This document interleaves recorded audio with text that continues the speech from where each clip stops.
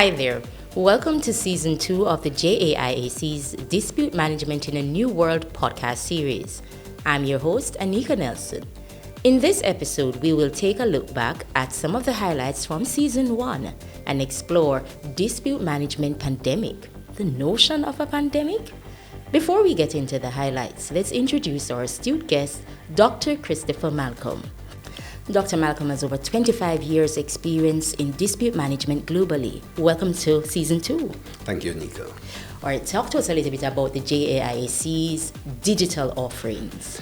The JAIAC offers online dispute management through the iNeutral platform. It is a new platform, and it has been innovated by us in the region, built out by us in the region, but is offered globally. And what it does is that it allows the parties to a dispute to take what would ordinarily be done in a physical space into an online space. And it is innovative in the sense that it offers end-to-end dispute management services, meaning you can start your process with iNeutral, you can do all the management aspects of a dispute resolution process there, and you can also have your hearings using iNeutral and ultimately get your published awards or other decisions also through the iNeutral platform. So, Doc, the demand for technology has skyrocketed almost over the last couple of years. Are businesses at a greater risk with the use of technology? Anything at all in life that you do would have benefits and concomitant detriments at the same time as well. So the businesses that use technology are not without detriments. What they need to do, however, is to ensure that they take adequate steps to protect themselves against known risks as well as against risks that may not be known but may be possible.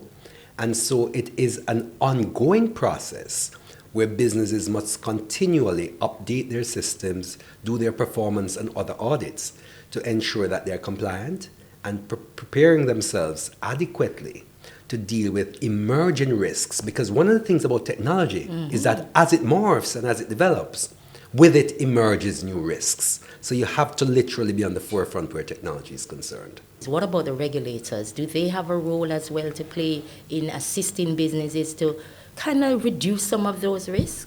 There is perhaps a multifaceted role for regulators, Probably. is how I would like to put it, in that they are there to ensure that people operate as they're expected to by reference to their licenses and by reference to whatever other mechanisms are in place for them to operate.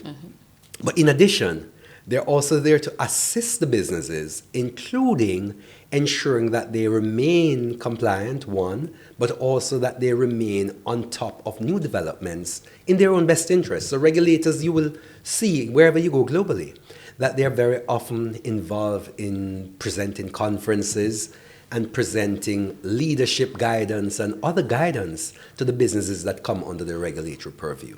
All right, so you spoke quite a bit about that in Season 1. So what we'll do is we'll allow persons to get a glimpse of some of the points that you alluded to in Season 1. When we come back, we will continue our discussion. In any situation, try to understand what the likely risks for dispute would be. Try to understand as well how it is that you can manage that better to a common end. And if you do that well enough, you will get people talking to each other rather than fighting with each other. And when we say fight, it is not necessarily the literal fight. It could be figurative. It could be fight in a court of law. It could be fight in all sorts of contexts.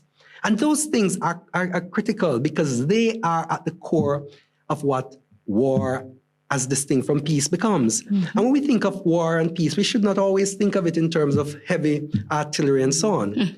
Peace is much more critical than that, in my view. Peace starts at the community level. And people may say it's utopian, But the truth is that many thoughts must begin in utopia. And if we don't have utopian vision, it is unlikely that we're going to get to what we practically can achieve in a good way anyway.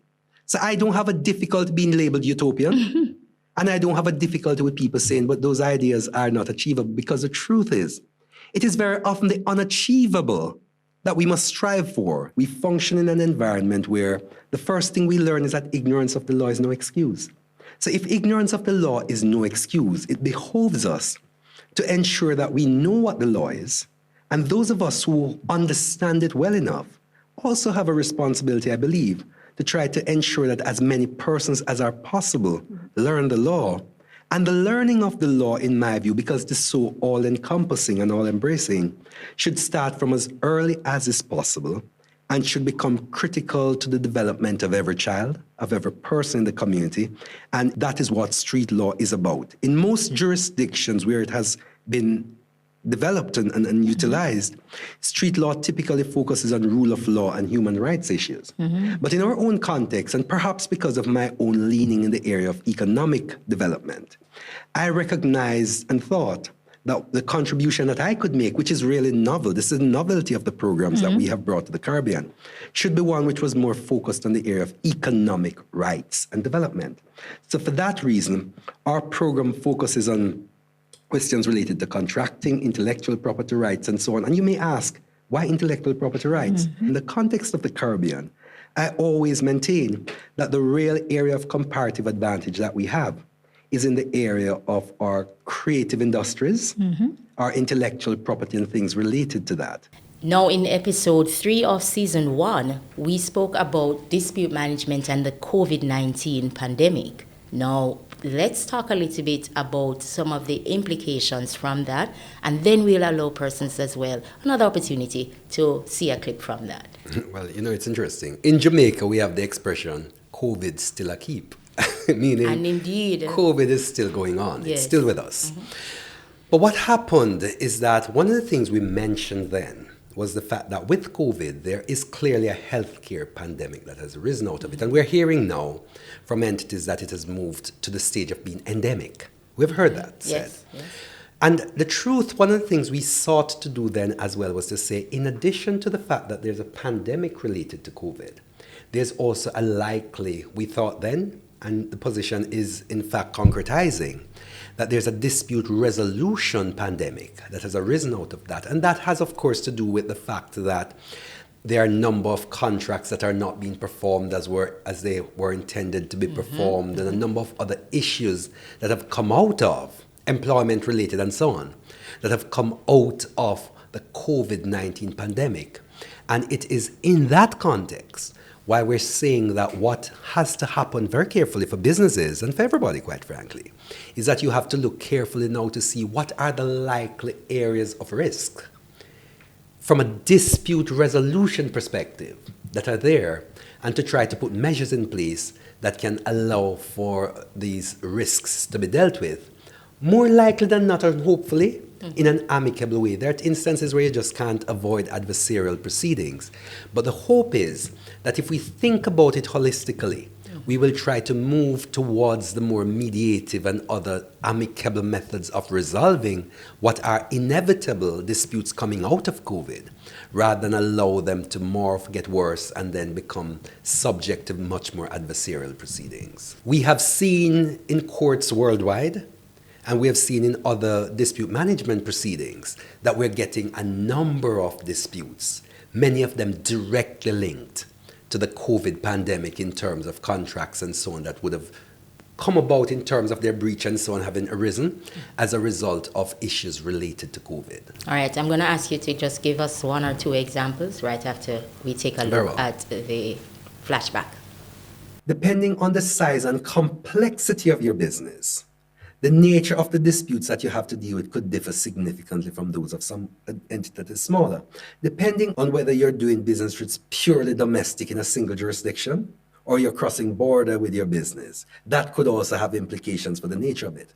I think as a matter of rule, bigger businesses, it is not unusual, let me put it that way, for bigger businesses to have in-house lawyers and other legal support persons within their organizations who would give them good advice and help them in their negotiations and in other elements of dispute management. Because we have to be careful that when we're speaking dispute management, we recall that we're not simply speaking about dispute resolution.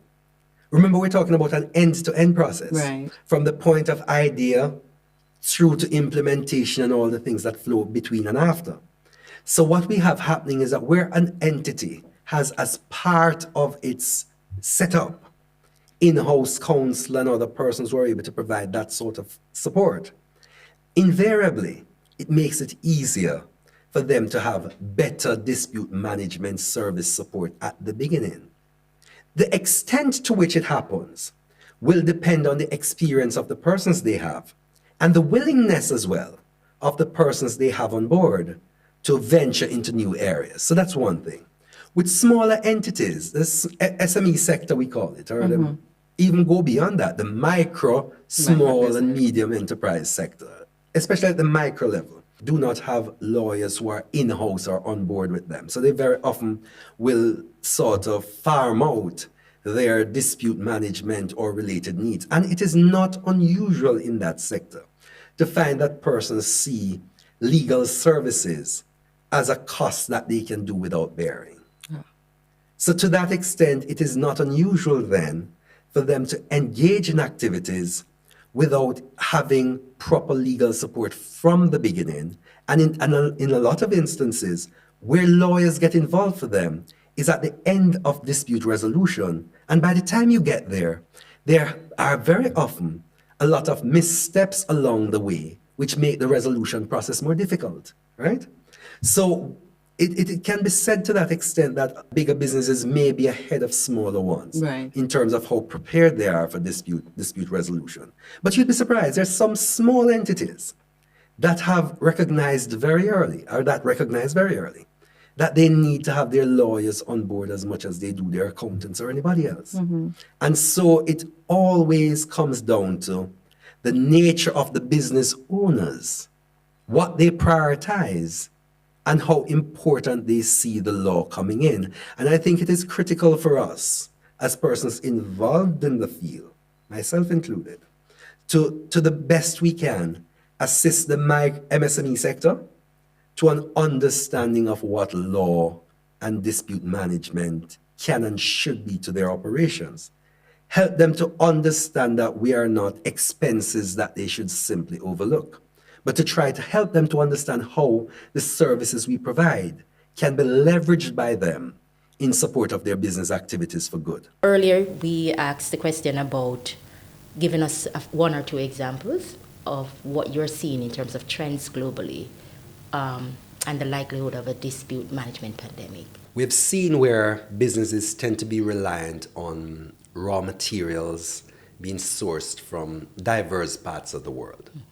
Now, when you have that happening, you now rely on a logistics and supply chain, which also focuses on the various dots across the world, right? Now, as a result of the pandemic, we saw where shipping lines, for example, were disrupted at one point or another.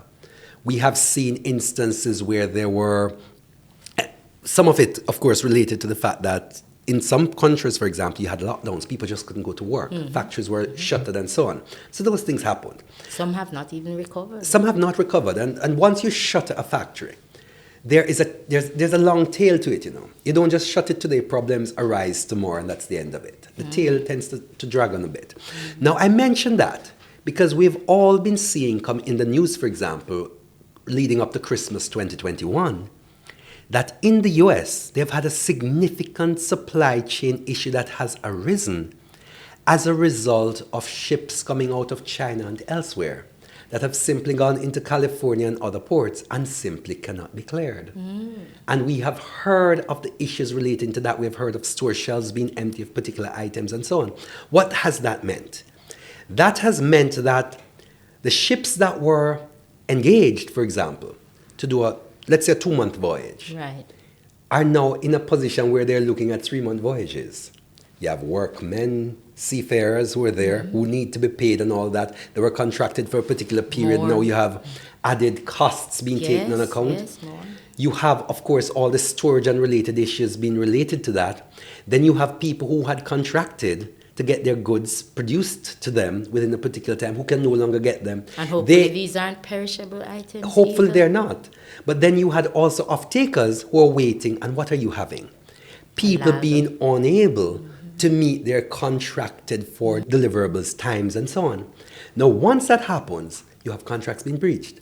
And if there are contracts being breached, people are going to be looking to see where they can recover because you want to pass off your liabilities or possible liabilities to somebody else, right? You want to distribute your losses. Yes. So all of that has created a whole chain of events which must be resolved one way or another, and their conflicts and their disputes. So that is one significant area, and that gives rise to a number of other issues. We also have other issues relating, for example, to employment. In instances where, in some places, for example, particular companies may have introduced mandates related to workplace mandates and so on, or workplace policies. Let us use policies, which is a much broader word than mandate. And those have created instances which could well be leading persons to question whether or not there are constitutional implications, and there are already court actions being taken in relation to that. Whether or not there are breach of contract issues, there are already court and related action being taken in concerning those matters. There are things relating to schools. Some schools not being open, students wondering whether or not they're getting the education they've paid for. Right. And of course, there have already been court actions relating to that. And we could multiply the examples throughout. And I think I may have already given 3. Yes. But there are a lot of things that are happening, and the tale has not yet got to its end, because other things are going to happen as one thing leads to another. In terms of the global trends that we're seeing, what are some of the digital implications? Are persons going to be able to access arbitration and dispute resolution online to solve some of those issues that they're having? Going digital is inevitable and has already happened and is happening, and I suspect it's going to become even more pervasive as we proceed. And how has it already been recognized, even in outside of alternative dispute resolution institutions and what is happening there? We have seen, for example, the courts in jurisdictions across the world that have moved steadily more and more into using Zoom, WebEx, and GoTo and all sorts of other online services as a method of allowing hearings to continue. You also had instances where the services provided by courts were limited, and in some instances, courts were in some jurisdictions even shuttered for a while. But the truth is, and the fact is, that you need the courts to assist persons in their everyday lives. There are persons who are subject to domestic and other abuse. There are persons who need injunctions. There are persons who need all sorts of protective and other orders from the court. And without the court being able to provide this constitutional function, which is required to do in the best interest of the citizen, you have a lacuna or a gap being created, which, if you're not careful, could result in jungle justice, which you don't want anywhere at all. So the courts have had to themselves become responsive to the times and have, as a result, also themselves gone ahead and ensure that they put greater measures in place to rely in a more significant way on digital resources. Now, in the context now of institutions outside of the court, let's go now to the field of alternative dispute resolution, which is, for example, in the case of the JAIAC and other such institutions. It has also been recognized that the idea of physical hearings was for a time difficult to accommodate, if at all. And as persons realized, and as the pandemic continued, you realize more and more that the difficulties, even after some travel restrictions and so on were lifted, the restrictions being placed from one country to another, particularly for persons who were in the business of doing international arbitrations, mediations, and so on, where you had to cross borders physically for travel. Those persons recognized that the space was becoming more and more difficult to navigate. Parties still needed to have their disputes resolved. And there were some disputes where the matters were already in train and needed to be completed. What then would you have to do? So there had to be a sensible decision taken, which was, let us use the services that are available to us. Online was available, so let us now adapt those mechanisms if we need to adapt them, and let us now see how we can best use them with the necessary protections that are required so persons can use them. So the short answer, then getting back to where we started, is that online is here with us. I suspect it is here to stay. I don't see us going back. And we have heard... But people are clamoring to go back. Well, persons are clamoring to go back, but we've also heard courts from across the world, including in our own Caribbean jurisdiction and jurisdictions far and wide, big and small as the countries are, saying that we're not ever going to go back to what we knew before and that we're never ever going to completely get rid of some of the benefits that we've been able to derive from going online. And let me tell you, while it is true that people are clamoring, yes, because face-to-face is something people want, yes, and people sometimes feel a lot more comfortable when you can eyeball people and you can see how they're responding and so on. The truth is that there are significant areas of efficiencies that have come out of online. So while it is that somebody may say, boy, I'm clamoring to have a physical hearing, it's not the same as saying I'm clamoring to have a physical case management conference, which is quite frankly something which is paper-based. You go there, you have some fairly standard orders and so on being made. The question is, why should you have to be face-to-face to do that? Why can't you be in your office? And there's also the element, of course, of cost. So while people may be clamoring, and probably in domestic contexts, when you're thinking about international matters where you know you'll be traveling sometimes great distances and with great dislocation, Traffic, with great cost. I'm talking about going across borders as well, yes, with great cost, with great dislocation at one level or another. And you're thinking about that and thinking that there are ways that you may be able to shorten these proceedings or to make them cheaper. Then clearly persons are now rethinking, even if not to get rid completely of physical hearings, which we probably will not. Persons are now thinking, how can we hybridize these processes to ensure that we get the best of all worlds? How can the man in the street better manage his risk from being online and so on? How can they do that better? Well, the man in the street is reliant on systems being put in place by others who know better and who are in the business. And I think this is where as well we have to recognize that as COVID has happened, and even before that, you have people who develop specializations, and we have to learn to rely on specialists. I myself, if you ask me to code an online dispute resolution platform, I would never be able to do it. That's not my discipline. I don't know anything about it.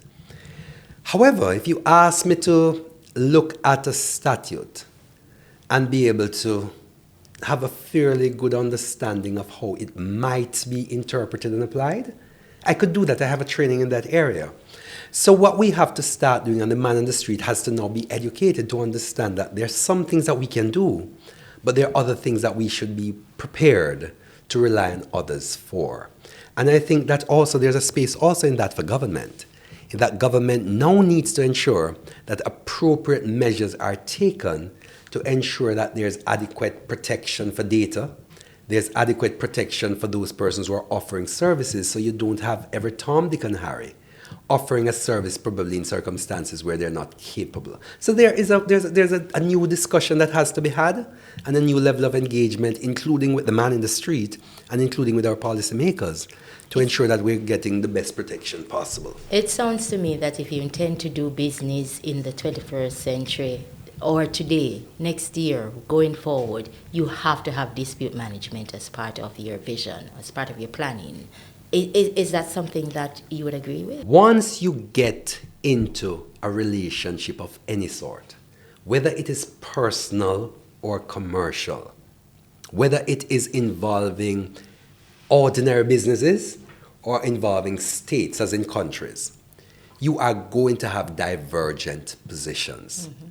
And once you have divergent positions, what you have is the possibility of a conflict. The positions are conflicting. Yes. They're not. Once positions are not equal and the same, they are by nature in conflict with each other. Mm-hmm.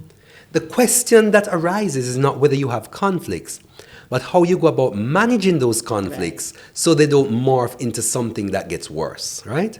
So what we have to do is to recognize that there is a conflict-laden environment in which we live. Conflicts are around us whether we want to admit them or not. So what we now need to do is to recognize that in order to live peacefully, in order to do the business as the best we can, what we need to then do is to ensure that we layer in our planning effective arrangements for managing disputes. And when I speak of managing disputes, I'm not just speaking of trying to resolve them when they happen, but I'm speaking as well as putting in preventative or avoidance mechanisms at the front end to manage them so that they don't get worse. And if they get worse, that you have an effective system as well that can come up with to hear the disputes as they arise, deal with them, and then come up with an effective solution that people can live with.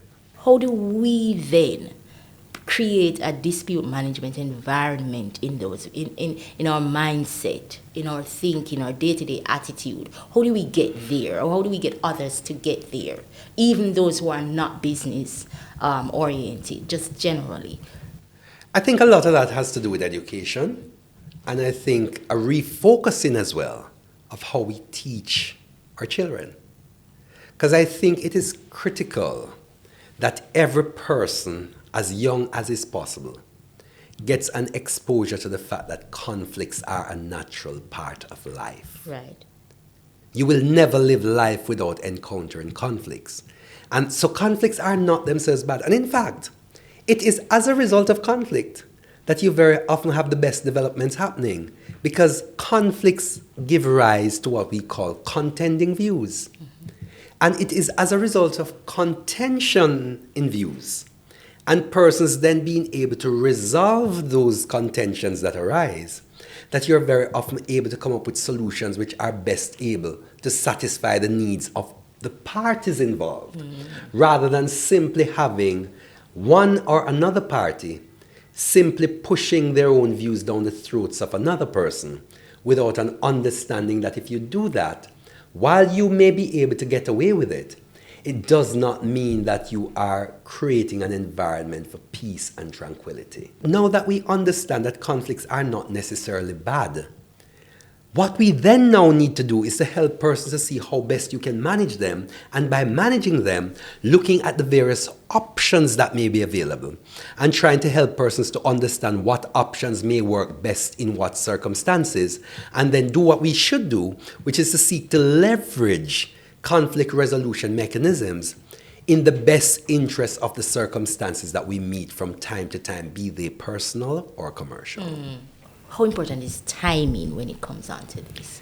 The earlier you get to providing for conflict management, the better you are. And if we take that approach, it means that from the moment you conceptualize an idea and you think of how you want to implement it, you should also start thinking of what you need to do to ensure that you have effective measures in place for management of conflict.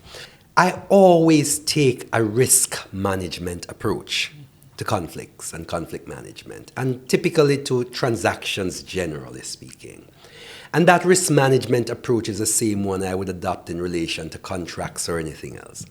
And it's one which says that once you're engaging in a relationship of any type, you need, including personal ones, interestingly enough, you need to sit down and try to identify the risks that are associated with the relationship that you're about to engage in, be it a personal or a commercial. And I get back to the personal in a minute with the risk identification. Having determined what those risks are likely to be, you then need to try to figure out how best those risks may be allocated, right? Right. And having then determined who you allocate it to, and allocation typically is done by reference to allocating the risk to the person who is best able to bear it, right? And then having moved beyond that, you then need to think of how can we manage or mitigate these risks in a manner which will enable the end result that we're hoping for to be achieved. So let's just go back to the personal for the minute. Let's say there's a couple or persons thinking of getting into a relationship. Now, at the end of the day, where what you're hoping for is to engage in and enter into a relationship that is successful, right? So that's an end goal which hopefully both parties will have. Person A, being the girl, will start thinking and say, yes, I've seen person B and I have an interest in person B. Here are the things I have noticed about person B. These are the things I like. These are the things I do not like. The things that I like are compatible naturally with who I am. The things that I don't like are not. what have you then identified by so doing?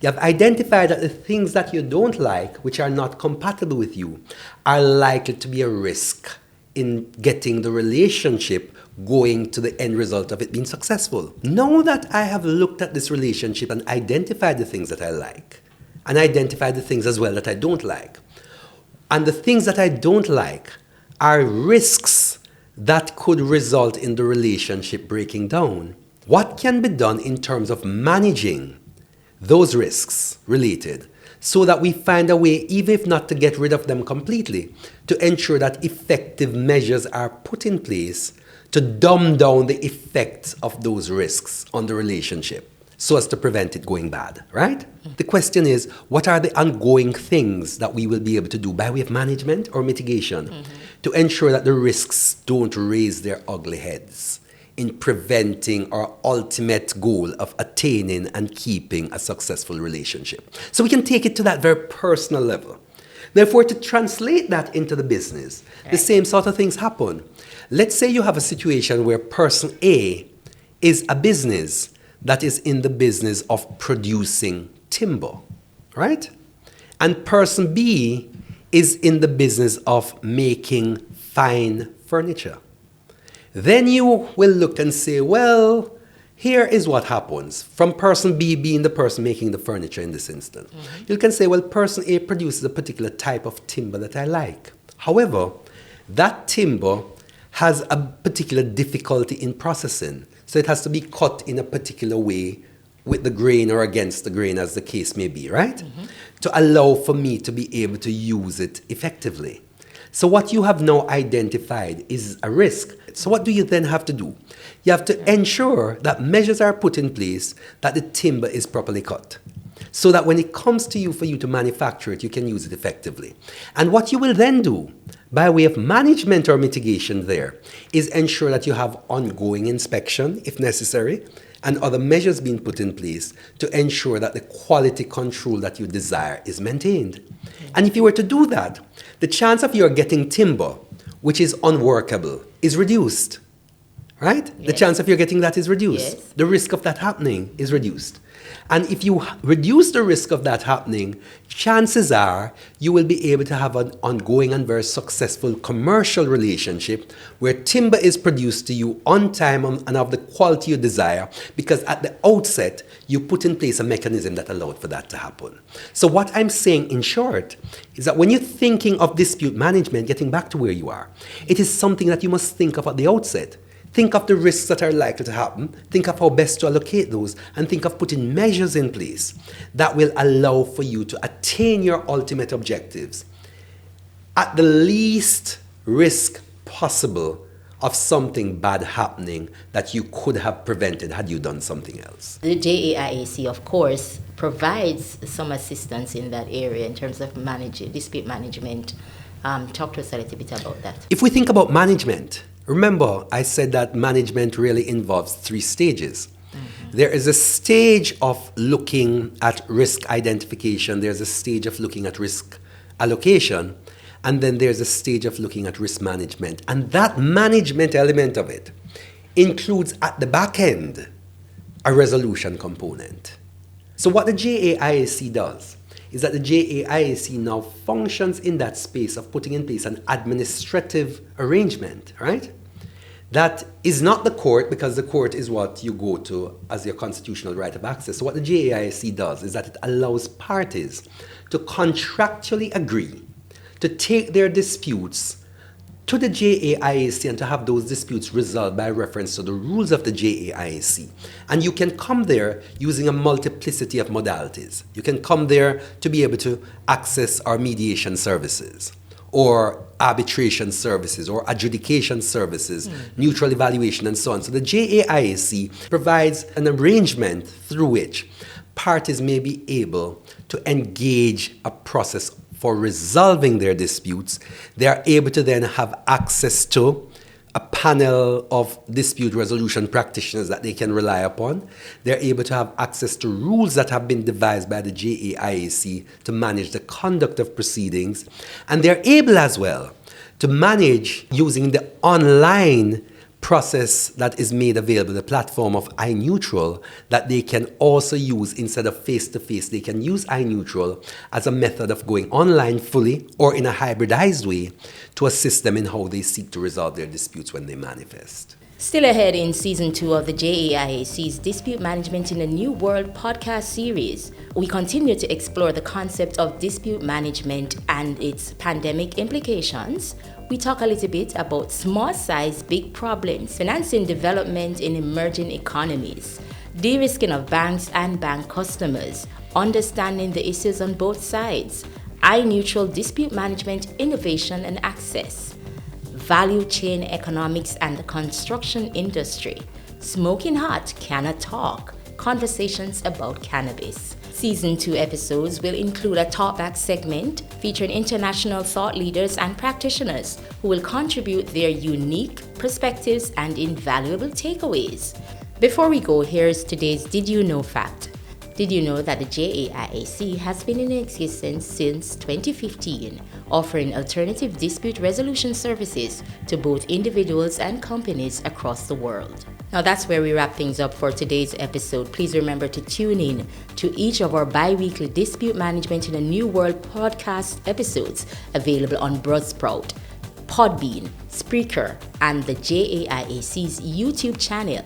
It's sponsored by the JDIC, protecting deposits for you and me. I save because one day my little business is going to be a big deal. Yeah, and I make sure to put away a little something for him. And thanks to JDIC, deposit insurance protection on my savings gone up. You've been upgraded. Deposits held in commercial banks, building societies, and merchant banks are covered under the JDIC deposit insurance scheme up to $1.2 million per depositor per institution. JDIC. Protecting deposits for you and me. I'm your host, Anika, saying on behalf of Dr. Christopher Malcolm, thank you for joining us. Special thanks to ADEB Consultants, consulting engineers in the Caribbean for over 57 years. Regis, Work Your Way, Caribbean Institute of Alternative Dispute Resolution, Wassel & Wassel Arbitrator Services Incorporation, iNeutral Dispute Resolution Made Easy, CP Malcolm Dispute Management Practitioner, and Impact Justice, improved access to justice in the Caribbean. The way we do business has changed. Don't be left behind. Choose a hybrid solution for your workforce. Regis offers furnished, equipped, ready-to-use office space available for days, months, or years. Our fully serviced private office spaces give teams of all sizes an inspiring environment to focus, collaborate, and do their best work. The world is switching to hassle-free hybrid working. Join the revolution. Switch to Regis. Call 876-618-8800 or visit regis.com.jm. That's regus.com.jm.